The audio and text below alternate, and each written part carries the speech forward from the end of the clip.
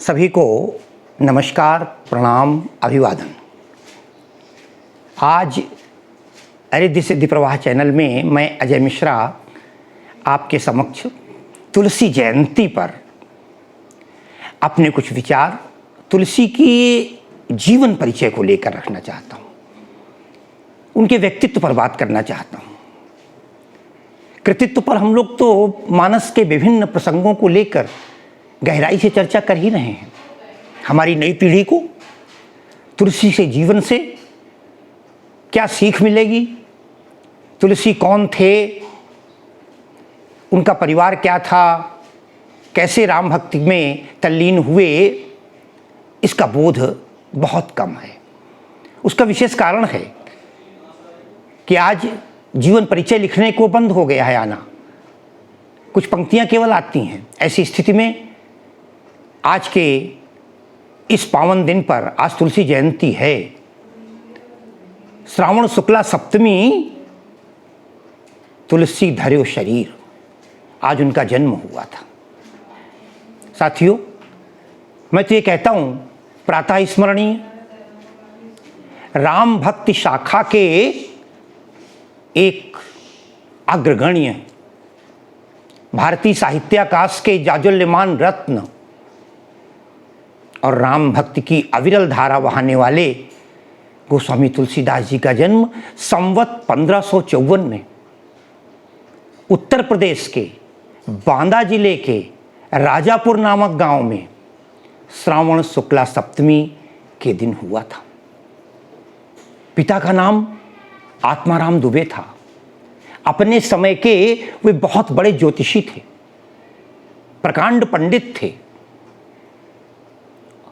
साथियों, अब मैं जो बताने जा रहा हूं उसे ध्यान से सुनिएगा। हर बच्चा गर्भ में 9 महीने सामान्य रूप से रहता है। 10-15 दिन आगे या पीछे प्रकृति की देन है, ईश्वर की देन है। लेकिन तुलसी अपनी माँ, तुलसी की माँ का नाम हुलसी था, अपनी माँ के गर्भ में 12 महीने तक रहे, पूरा 1 वर्ष। सोचने की बात है। 12 महीनों के बाद श्रावण शुक्ला सप्तमी को जब उनका जन्म हुआ, एक दूसरा आश्चर्य, बच्चा रोया नहीं। यही नहीं रोया, लेकिन मुख से एक शब्द बोला, राम। जन्म लेते लेते जब मुंह खुला तो जन्म देने वाली जो भी परिचारिका रही होगी, उसे आश्चर्य तब हुआ जब उनके मुख में दांत थे। 32 दांत मौजूद थे। और एक आश्चर्य की बात बताएं, बच्चा छोटा नहीं लग रहा था। ऐसा प्रतीत होता था कि 3-4 साल का कोई बालक है। पिता को खबर दी गई और जब ये बातें बताई गई तो उन्होंने पंचांग देखा। हमारे यहाँ हिंदू धर्म में आज भी परंपरा है, बच्चे का जन्म होते ही हम किसी आचार्य के पास जाते हैं और पूछते हैं, पंडित जी, इस बजकर इतने मिनट पर जन्म हुआ है, जरा पंचांग देखकर बता दीजिए। उनके पिताजी ने जब पंचांग देखा, नक्षत्र पता है कौन सा था? अभुक्त मूल। मूल का बच्चा हमारे यहाँ माना जाता है कि 27 दिन तक उसको पिता नहीं देखेंगे। पिता दुखी हुए, परेशान होकर करते क्या, 5 साल जैसा देखने में जो बच्चा लगे, 32 दांत मौजूद हों, जन्म के समय राम शब्द का उच्चारण कर दे। माँ भी घबराई हुई थी। साथियों, सप्तमी को जन्म होता है, अष्टमी, नौमी और 10वीं, चौथे दिन लोक लज्जा के कारण गांव में क्या बताएंगे, समाज को क्या बताएंगे इस बच्चे के बारे में। हुलसी ने, उनकी माँ ने अपनी एक दासी जिसका नाम चुनिया था, उसे बच्चे को गोद में लेकर कहा, चुनिया तू अपनी ससुराल चली जा, इस बच्चे को लेकर वहाँ इसका पालन पोषण कर ले, मैं इसका परित्याग करती हूँ। और माँ ने अपने कलेजे के उस टुकड़े को चुनिया दाई को सौंप दिया। चुनिया लेकर चली गई। इधर दशमी के दूसरे दिन एकादशी को तुलसी की मां हुलसी का देहावसान हो गया। स्वाभाविक है, बच्चे की पीड़ा, दर्द बर्दाश्त नहीं कर पाई। नक्षत्रों का खराब होना बर्दाश्त नहीं हुआ। मां अकाल ही काल कवलित हो गई। गोस्वामी तुलसीदास जी चुनिया के साथ उस बच्चे को लेकर जाती है, उसका पालन पोषण करती है, लेकिन 5 साढ़े 5 साल ही चुनिया पालन पोषण कर पाती है, क्योंकि जन्म और मृत्यु हमारे हाथ में नहीं होते। चुनिया की मृत्यु हो जाती है। 5.5 साल का वो बालक अनाथ बनकर घूम रहा है इलाके में। भगवान शंकर ने देखा, अरे ये तो वो बालक है जिसकी मैं पूजा करता हूं। शंकर ने सोचा राम की, ये तो सारे संसार को राम से मिलाने के बीच की वो कड़ी बनेगा जिस पर पूरा विश्व गर्व करेगा। उन्होंने पार्वती से कहा, गिरिजा, मेरी इच्छा है इस बच्चे का ख्याल तुम्हें रखना है। कहा जाता है यदा कदा पार्वती जी एक ब्राह्मणी का वेश बनाकर उस बालक के पास पहुंचती थीं और उसको भोजन की व्यवस्था कर देती थी, अपने हाथों से खिला देती थी। फिर भगवान शंकर की प्रेरणा से गुरु नरिहर दास उस बालक तक पहुंच जाते हैं और उसको अपने साथ लेकर चले जाते हैं। अनाथ बालक है और पता है अयोध्या लेकर आ जाते हैं। 5.5 साल का बच्चा है। 1-1.5 साल बाद, जिस समय गोस्वामी तुलसीदास जी 7 वर्ष के होते हैं, संवत 61 में, 1961 में बसंत पंचमी के दिन, माघ शुक्ल पंचमी, बसंत पंचमी के दिन 7 वर्ष की अवस्था में अयोध्या में ही उनका उपनयन संस्कार होता है, जिसे जनेऊ या यज्ञोपवीत कहते हैं। उस दिन गुरु जो होता है वो गुरु मंत्र के जगह पर गायत्री मंत्र की शिक्षा देता है। गुरु ने जिस समय गायत्री मंत्र की शिक्षा दी, लोगों को आश्चर्य हुआ, अरे इस बालक को गायत्री मंत्र तो याद है। उन्होंने कहा ठीक है, आपने एक बार, मैं उच्चारण करता हूं खुद। और जिस भव्य रूप से गायत्री मंत्र का उच्चारण किया, वहां बैठे हुए तमाम ब्राह्मणों की पंक्ति ने दांत तले उंगली दबा ली। काफी दिन रहे। इसके बाद वहां तमाम अध्ययन किया, पढ़ाई की। जनेऊ के बाद, उपनयन के बाद चले जाते हैं काशी। काशी जाकर के 15 वर्षों तक वेद, पुराण, शास्त्र सबका अध्ययन करते हैं। और अध्ययन करते करते तुलसी एक युवक बन के, बलिष्ठ बलवान, कुश्ती का शौक था और ऐसा विद्वान व्यक्ति, लेकिन उसे सामाजिक प्रलोभन भी दिखाई पड़ने लगा अवस्था के साथ। तुलसीदास जी को समाज से भी प्रेम होने लगा। उन्हें अपने घर की याद आ गई। कहा जाता है 27 वर्ष की अवस्था में वो अपने घर वापस लौट कर आते हैं। युवा था, पिताजी की मृत्यु हो चुकी थी, माँ तो पहले ही चली गई थी, कोई नहीं बचा। परिवार में दुख तो होता है, लेकिन पिता की श्राद्ध करते हैं। श्राद्ध करके अपने घर में जीवन बिताना शुरू करते हैं कुछ दिन तक। पता है फिर क्या होता है? मैंने कहा था, मनुष्य के मन में 2 चीजें होती, संसार को देखता है, माया की ओर आकर्षित होता है। तुलसी भी आकर्षित हुए और तुलसी का विवाह होता है।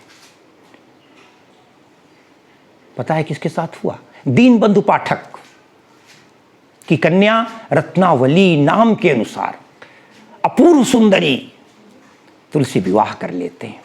और सांसारिक बंधन में ये विद्वान युवक अपनी पत्नी के साथ जीवन यापन करता रहता है। पत्नी से इतना प्रेम करते हैं, इतना प्रेम करते हैं कि एक बार सावन का महीना था। सावन के महीने में हमारे भारतीय परंपरा में लड़कियां ससुराल से मायके आ जाती हैं। नागपंचमी में कई जगह गुड़िया कहते हैं उसको, रक्षाबंधन होता है और कई पर्व हैं। सावन का एक ऐसा महीना झूले आदि पड़ने की परंपरा थी। लड़कियां मायके आ जाती हैं स्वतंत्रता के साथ। रत्नावली ये कहकर गई, मैं आज जा रही हूं, शाम तक वापस आ जाऊंगी। चली गई। रात होते ही गोस्वामी जी को बड़ा खला, अभी तक रत्नावली वापस नहीं आई। आज का टाइम तो था नहीं कि टेलीफोन से बात कर ले।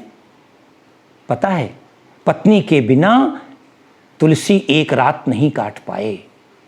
उसी समय चल दिए। बरसात के दिन, सावन का महीना, चल देते हैं। कहा जाता है, एक कहावत के अनुसार, लोकोक्त के अनुसार, दंत कथा मान लें कि जिस रास्ते से जा रहे थे एक विशाल नदी पड़ी। सोचा नाव से पार हो जाएंगे। रात का टाइम था, नदी में बाढ़ थी, नाव नहीं मिली, कोई नाविक नहीं था, कोई मल्लाह वहां नहीं था। गोस्वामी जी के अंदर एक ललक थी पत्नी तक पहुंचने की। इधर उधर देखा, ध्यान बटाया, क्या करें। ईश्वर की कृपा कहा जाए, दुर्भाग्य या सौभाग्य कहा जाए, उस नदी में एक शव तैर रहा था, मुर्दा कह सकते हैं। डूबते को तिनके का सहारा तुलसी को लगा, इसको पकड़ लेते हैं। तुलसीदास जी ने उस शव को पकड़कर नदी तो पार कर ली।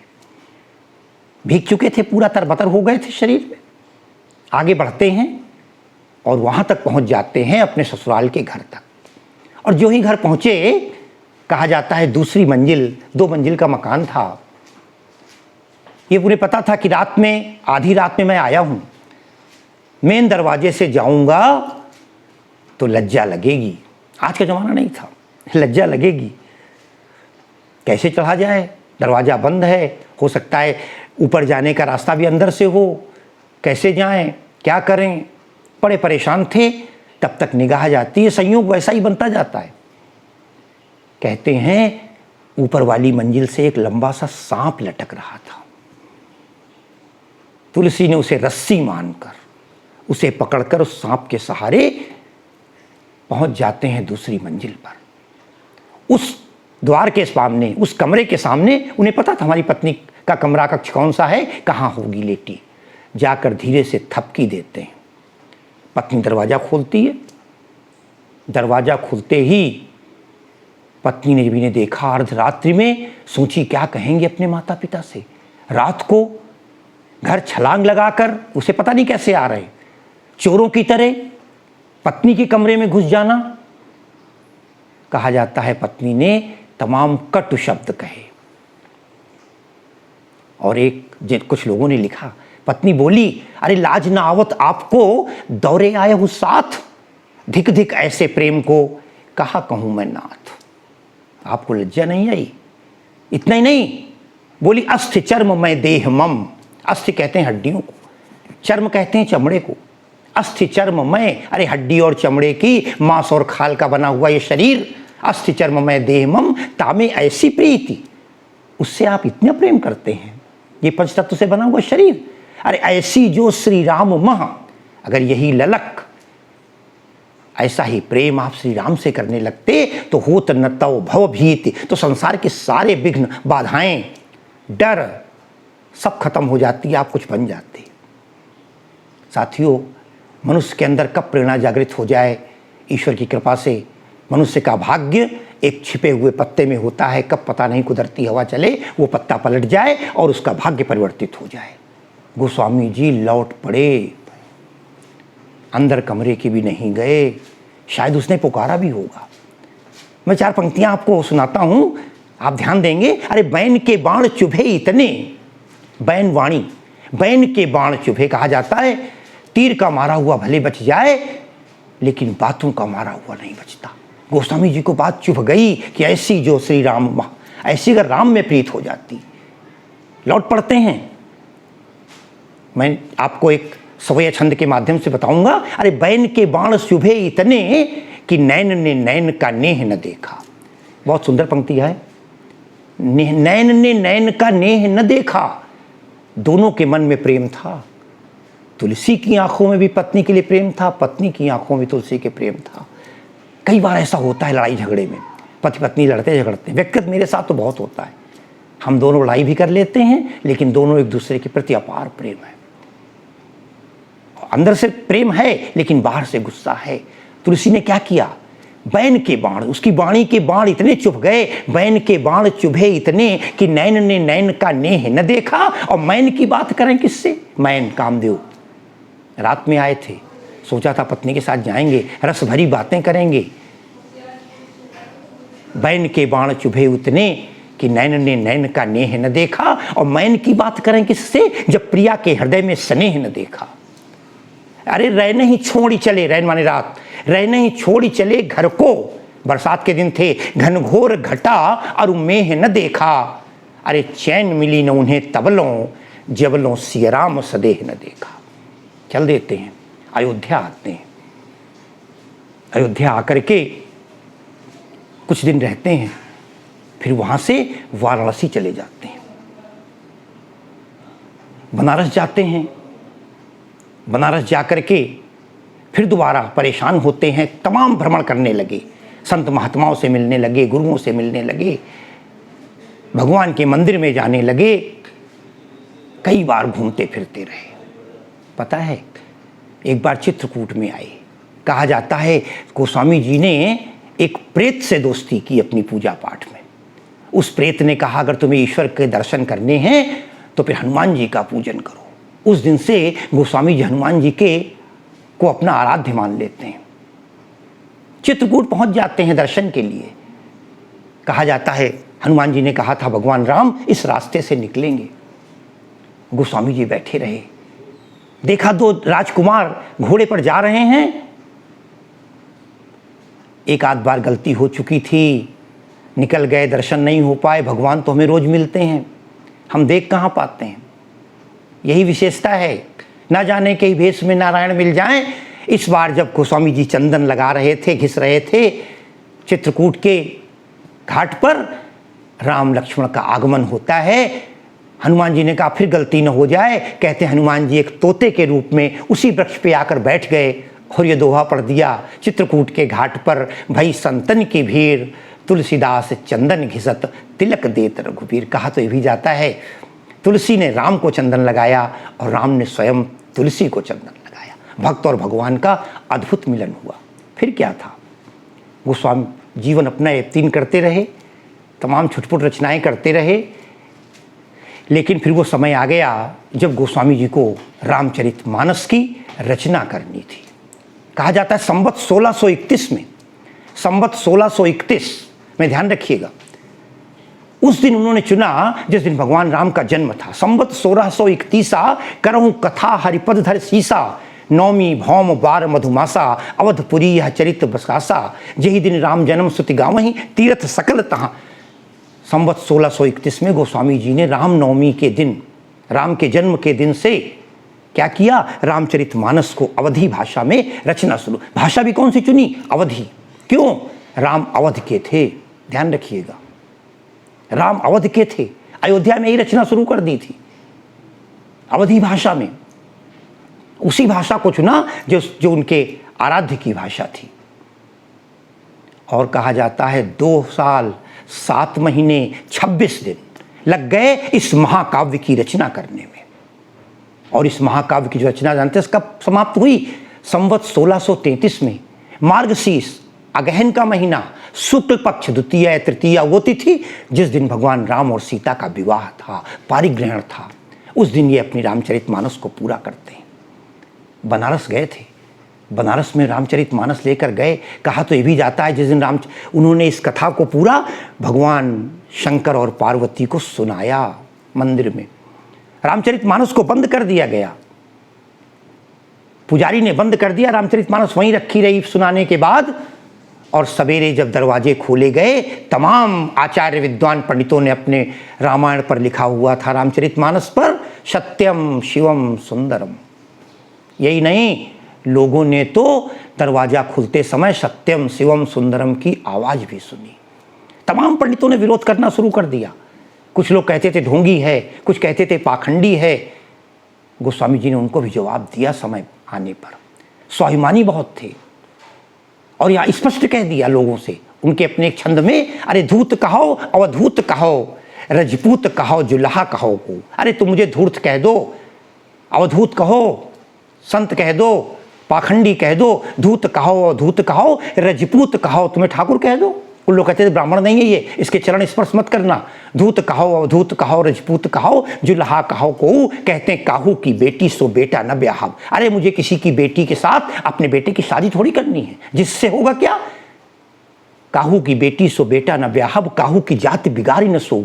एक परंपरा हमारे भारत में है, विशेष रूप से हिंदुओं में, लड़की की शादी के बाद लड़की की जात बदल जाती है, क्योंकि हम जात जो उपनाम होता है, उदाहरण के लिए मैं अपने को ले लूं, अब मैं हूं, मेरा सरनेम मिश्रा है, हमारी पत्नी विवाह से पहले शुक्ला थी, लेकिन वो शादी के बाद तो शुक्ला हो गई, नहीं रही, फिर मिश्रा हो गई। तो कहते मुझे किसी की बेटी से अपने बेटे का विवाह नहीं करना है, काहू की बेटी सो, अरे बेटा न ब्याहब, काहू की जात की, जिससे जात बिगड़ जाएगी, मैं किसी जाति का हूं, आपको क्या लेना देना। गोस्वामी जी ने स्पष्ट किया और कहते हैं जिसको जो रुचे, जो अच्छा लगे, काहू की बेटी सो बेटा न ब्याहब, काहू की जात बिगाड़ी न सोहू। तो वो कहते हैं अंत में, अरे जाको रुचे, जो कुछ आपको अच्छा लगे सो कहो कछुओ, अरे मांग के खइबो। यहाँ देखें स्वाभिमान, बोले मांग के खाता हूँ, मस्जिद को सोइबो, मंदिर या मस्जिद में सो जाता हूँ, लेबे को एक न देबे को दो, न मुझे उद्धव का लेना है न माधव का देना। ये रामचरितमानस थी। तमाम ग्रंथों की रचना की गोस्वामी तुलसीदास जी ने। रामचरितमानस तो उनका इतना दिव्य ग्रंथ हो गया, वाराणसी में आज आप जाइए, कई मंदिर, हनुमान फाटक में एक मंदिर है, स्वयं हनुमान जी ने उन्हें दर्शन दिए थे कई बार। संकट मोचन में गोस्वामी जी गए। इतना ही नहीं, उन्होंने कई ग्रंथों की रचना शुरू कर दी, कवितावली लिखी, गीतावली लिखी, विनय पत्रिका लिखी, रामलला नैछू लिखा, जानकी मंगल लिखा, पार्वती मंगल लिखा, रामाज्ञा प्रश्नावली लिखी, हनुमान चालीसा लिखी, हनुमान बाहुक लिखी। हमारे एक मित्र हैं, हमारे साथ कभी जवाहर नवोदय विद्यालय में संस्कृत शिक्षक हुआ करते थे, आजकल बॉम्बे में हैं, संगीतकार हैं। उन्होंने भी हनुमान बाहुक का इतना सुंदर संगीत में बद्ध किया है कि जिन लोगों ने सुना वो दंग रह गए कि इतना बढ़िया हनुमान बाहुक। बहुत लोग, आप लोगों में से हनुमान बाहुक जब पढ़ते होंगे कहीं ना कहीं सुविधा होती होगी। अगर उससे दिनेश दुबे जी हैं, उन्होंने जो हनुमान बाहुक का पाठ किया है निस्संदेह प्रशंसनीय। ये सारा जीवन, अरे गोस्वामी जी ने भ्रमण बहुत किया, पूरे भारत भ्रमण करते रहे। हाजिर जवाबी देखिए, एक बार मथुरा जी चले गए और मथुरा में कृष्ण जी के मंदिर में जो ही प्रवेश किया, मंदिर के दरवाजे से ही बोलना शुरू किया, श्री राम जय जय राम। लोगों ने कहा बाबा ये मथुरा है, यहाँ राम नहीं है। पता है बाबा ने क्या उत्तर दिया? बाबा ने कहा कौन कहता है? वो एक उनका बड़ा प्रसिद्ध दोहा है। कहने लगे अरे मथुरा में भी राम हैं, ये जानत सब कोय। कहले कहाँ है? बोले देख लो। बोले पाछिल आगिल काढ़ी ले। भाषा का अटूट ज्ञान, ध्यान दें आप। कहते हैं पाछिल, मथुरा लिखिए ना, मथुरा, अंत में क्या आ रहा है? रा। पाछिल और आगिल पहले क्या है? म। रा और म मिला दी क्या हुआ? राम बन गया। बोले अरे मथुरा में भी राम हैं, ये जानत सब कोय, पाछिल आगिल काढ़ ले, पिछला और अगला निकाल लो, बाकी रहा सो होए। बाकी क्या बचा? थू बचा। ये था गोस्वामी जी का उत्तर। कहते हैं एक बार मथुरा वृंदावन में कहीं कृष्ण की मूर्ति को देखा, प्रणाम नहीं किया। और बड़ा सुंदर दोहा उनका, अरे कहा कहूँ छवि आज की, भले बने हो नाथ, पर तुलसी मस्तक तब नवे, धनुष बाण लो हाथ। कहते हैं बहुत अच्छे लग रहे हो कृष्ण। कहा कहूँ छवि आज की, भले बने हो नाथ, अरे तुलसी मस्तक। समय को देख के अनुसार चलना चाहिए। भगवान, देश में चारों तरफ अत्याचार हो रहा है, अन्याय हो रहा है, और आप नाचने में पड़े हुए हैं। कह रहे तुलसी आपको तब मस्तक झुकाएंगे जब धनुष बाण लो हाथ। आज वीरता की आवश्यक कहा जाता है। आज भी एक मूर्ति है जिसमें आधे में स्वयं कृष्ण ने धनुष बाण थामा था। ये देख लो, ये तुलसी थे जिन्होंने अनेक ग्रंथों की रचना की। एक वो समय भी आ गया जब वृद्धावस्था आ गई। कलयुग ने मूर्त रूप धारण करके तुलसी को परेशान करना शुरू किया। परेशान से हमारा आशय था, बीमारियां आने लगी। हनुमान बाहुक तभी लिखी थे, महापीर महावीर मेरी दूर कीजिए। डॉक्टर भी हार गए थे देख कर कि ताजुब हुआ था कि कैसे रोग ठीक हो गया। हनुमान बाहु की रचना करते ही। तो कलयुग ने कहा एक काम करो, अब विनय के पद लिखो। उस समय गोस्वामी जी ने विनय पत्रिका लिखी। उनकी लिखी गई विनय पत्रिका में जो पद लिखे, एक बार आप पढ़ना शुरू कीजिए उस विनय पत्रिका को। मैं समय समय बात करूंगा, सारे पदों के माध्यम से उन्होंने राम, और यही नहीं कहा गया, जब विनय पद लिखे तो उस विनय पत्रिका को भगवान राम के सामने समर्पित किया गया। और भगवान ने मुस्कुराकर कहा, किसी ने कहा हनुमान जी ने, हे भगवान, एक आपका भक्त है इस धरती पर तुलसी, जिसने विनय पत्रिका लिखी है। भगवान ने कहा, बिह श्री राम कहो, विनय पत्रिका का अंतिम पद है, बिह श्री राम कहो सही है, सुधि मैहू लही है। राम ने कहा सही है, और भगवान राम ने अपने हाथों से सही का निशान लगा दिया। ये था तुलसी का जीवन, ये है तुलसी की अभूतपूर्व कृतियाँ, तुलसी का एक एक चौपाई। हनुमान चालीसा जैसा ग्रंथ मंत्रों की पूरी आधारशिला है। तुलसी का जीवन समाज के लिए कभी कल्पना की थी? तुलसी न होते तो शायद इस संसार में राम का नाम न होता। तुलसी अकाट्य रहे, तुलसी जैसा व्यक्ति प्रातः स्मरणीय है, पूजनीय है, वंदनीय है। तुलसी का जीवन समाज के लिए प्रेरणा देता है। रामचरितमानस में 7 कांड हैं, मैं चर्चा करता रहता हूँ।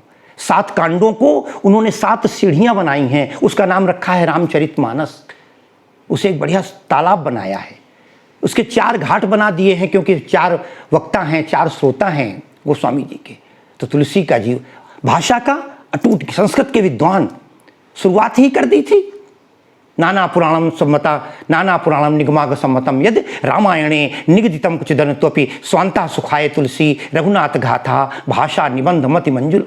अरे जिस ग्रंथ को उठाकर देखें, अरे तुलसी ने जो वर्णन किया है वो मैं समय समय पर करता रहूँगा। रामचरितमानस आज विश्व का एक ऐसा ग्रंथ है मित्रों कि अगर उसके आधार पर संविधान की रचना कर ली जाए, समाज में कैसे रहना चाहिए, भाई भाई का क्या संबंध हो, पति पत्नी का क्या संबंध हो, स्वामी सेवक का क्या संबंध हो, राजा प्रजा का क्या संबंध हो, ये सारा आपको रामचरितमानस बताती है। दुनिया का कोई चीज़ ऐसी बकाया नहीं है जो रामचरितमानस में न हो। केवल एक चीज़ छूटती है, शव ले जाने का वर्णन, जो हमारे भारतीय साहित्य में मना किया गया है। बाकी जीवन का दर्शन, रामचरितमानस एक ऐसा ग्रंथ है जो हमें जीवन दर्शन दिखाती है। ऐसे साथियों, समय बहुत हो रहा है, लेकिन मैं इतना कहूँगा कि अगर हम तुलसी को नमन, तुलसी ने उस समय बनारस में जहाँ मध्ययुग चल रहा था, शैव वैष्णव में झगड़े चल रहे थे, जब शंकर जी के मंदिर कोई जाता था तो वैष्णव की तरफ मुंह घुमा लेता था, और वैष्णव मंदिर कोई जाता था तो शिव की तरफ से मुंह फेर लेता था। गोस्वामी जी ने राम और वैष्णव को मिलवा दिया, शंकर जी से कहलवा दिया कि मुझे राम से प्रिय कोई नहीं है, शिवद्रोही मम भगत कहावा और सो नर सपने मोहि न भावा, राम से कहलवा दिया। अद्भुत मिलन किया था उन्होंने। ऐसा करते हुए साथियों उन्हें वो बात लग गई थी।